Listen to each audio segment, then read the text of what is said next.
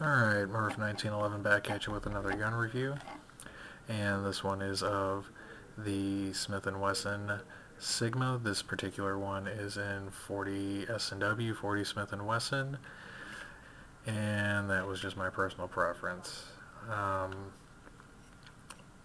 It's, their first intro into a polymer framed gun, which was back in 1991. This is the most recent version, I do believe, because it's the VE.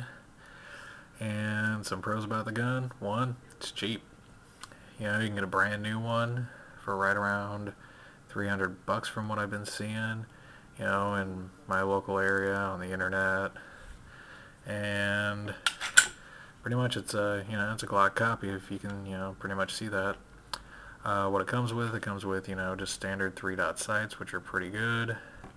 And if you buy it brand new, you get two 14-round magazines.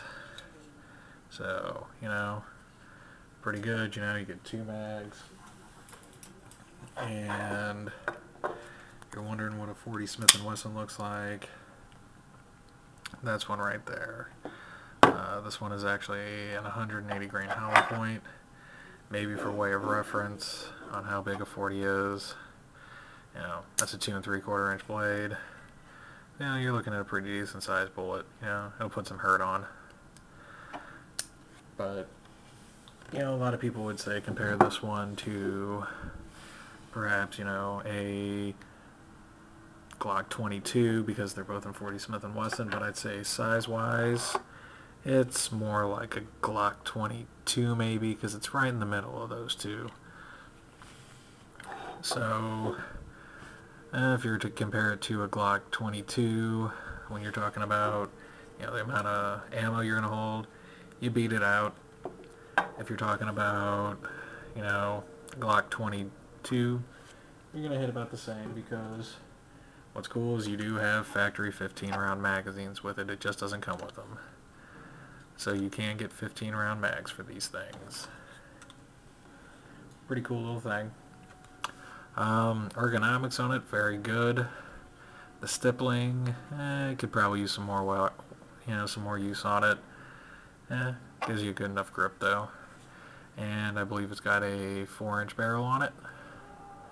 And I actually bought this accessory rail adapter because the accessory rail it came with is, primarily Smith & Wesson. The only thing you could put on it is anything that would be, specific for this gun, and I didn't like that. So if I wanted to attach a light or a laser, I paid, I think it was $6 for this thing, and was able to attach it on, and now I can attach any light or laser I want to it.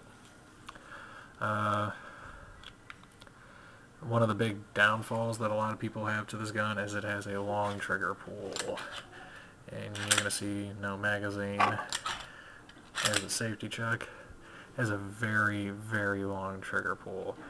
It's got, it's right around 10 to 12 pounds, and it's very long and not too crisp.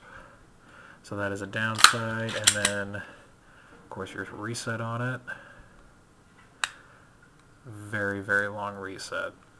So there, that is, kind of a downside. There are a couple of things you can do to lighten it up. I just haven't done it yet.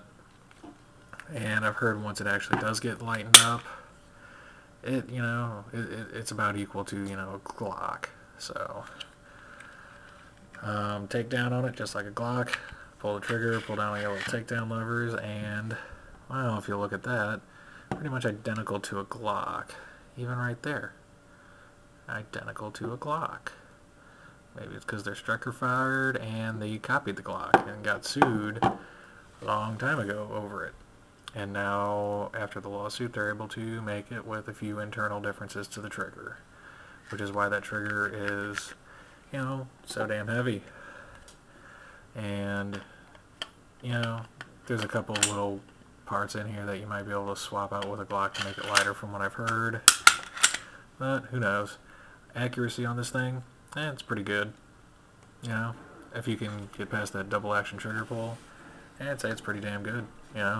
I do good with it. And the reason I got this gun, this was the first handgun I ever bought when I was 21. I just wanted something simple, you know, something cheap to start out with. And I wanted something a little bit bigger than a 9, because at the time I was, you know, oh, 9mm sucks. That's what everybody and their brother has, and I just wanted something different. But they do make this gun in 9mm also. I have since changed my mind about 9mm. I now think that is an excellent round.